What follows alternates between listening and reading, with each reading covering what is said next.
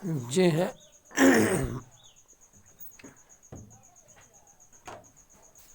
Class 8 का social and political life chapter 1, जिसमें कि हम द इंडियन कॉन्स्टिट्यूशन की फीचर्स का सबसे अंतिम की फीचर पढ़ने जा रहे हैं, जो कि क्या है, सेकुलरिज्म। सेकुलरिज्म यानी कि धर्मनिरपेक्षता या नास्तिकवाद। ठीक है। A secular state is one in which the state does not officially promote any one religion as the state religion। मतलब कि एक धर्मनिरपेक्ष राज्य वो होता है जिसमें कि राज्य आधिकारिक तौर पे बढ़ावा नहीं दे सकता। प्रमोट यानी बढ़ावा देना। किसी भी धर्म को राज्य धर्म के रूप में बढ़ावा नहीं दे सकता है।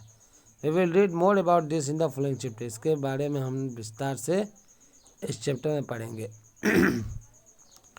You now understand the ways in which a countries history.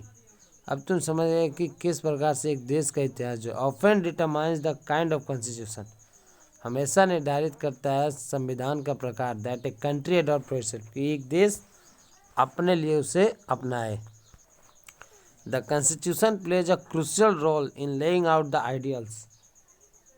और संविधान जो है वह एक महत्वपूर्ण भूमिका निभाता है in laying out the ideals, यानी कि उन विचारों को बिछाने में, that we would like all citizens of the country, जैसे कि हम सभी नागरिक इस देश के पसंद करेंगे, टू एडहेयर टू, और इसका पालन करेंगे, including the representative that we elect to rule us, और उसमें वे भी प्रतिनिधि शामिल हैं जिसे कि हमने चुना है, वे भी इस संविधान के नियमों का पालन करेंगे।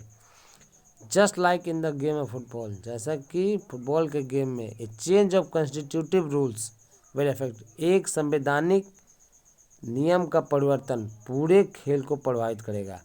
Indian constitution has been amended over the years to reflect new concerns of the polity.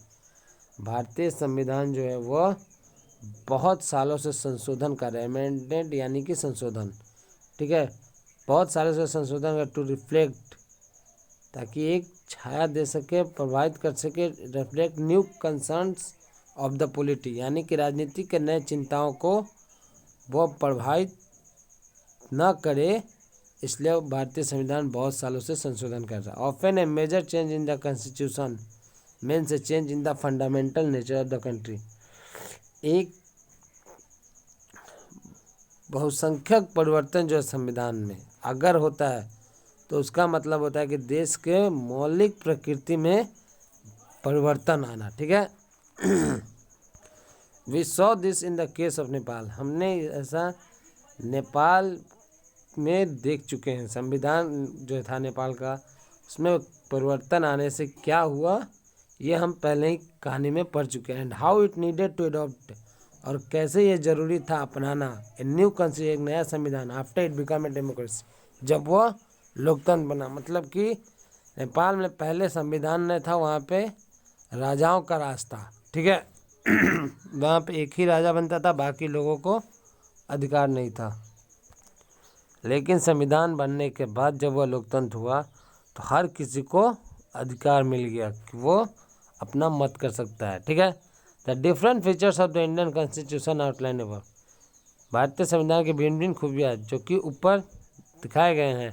Involve complicated ideas, इसमें शामिल है जटिल विचारें, that are often not easy to grasp, जो कि आसान नहीं है उसे मुट्ठी में पकड़ के रखना। Don't worry too much about this for the moment, इस क्षण इसके बारे में ज़्यादा चिंता मत करो। In the rest of the book as well as in your higher classes, बच्चों की किताबों में जैसा कि तुम और अपने ऊंचे क्लासेज में जाओगे, you will read more about this different features of the Indian, तुम इस भारतीय संविधान के भिन्न भिन्न खूबियों के बारे में और ज़्यादा पढ़ोगे। And understand more substantively what they mean, और ज़्यादा समझोगे इसका मतलब क्या होता है। अब ये चैप्टर हो गया हमारा ख़त्म। अब ये क्वेश्चन आंसर किसका, तो फर्स्ट चैप्टर का ये क्वेश्चन आंसर है। जैसे why does a democratic country need a constitution, पहला क्वेश्चन है, एक लोकतंत्र देश को संविधान की जरूरत क्यों है। तो यहाँ पे उसका आंसर लिखा है, जैसे democratic country need a constitution because it Lay's out the important guidelines. यह महत्वपूर्ण दिशा निर्देश देता है, डेट गवर्न डिसीजन, जो कि निर्णय जो होता है उस पर शासित होता है, making with in the various society, जो कि देश के भिन्न भिन्न समाजों को मिलाकर बनाया जाता है। ठीक है ये सब इसका कुछ महत्वपूर्ण पॉइंट है। ठीक है, question number 12, look at the wordings of the two documents given below.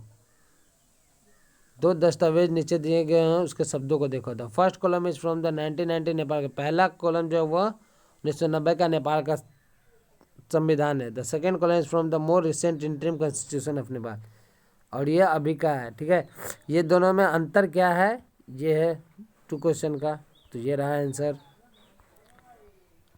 Third question है, what would happen if there were no restriction on the power of electric, मतलब कि कहने का कि क्या होगा अगर निर्वाचित प्रतिनिधि के ताकत पे कोई पाबंदियां ना हो, कोई अंकुश ना हो तो। ठीक है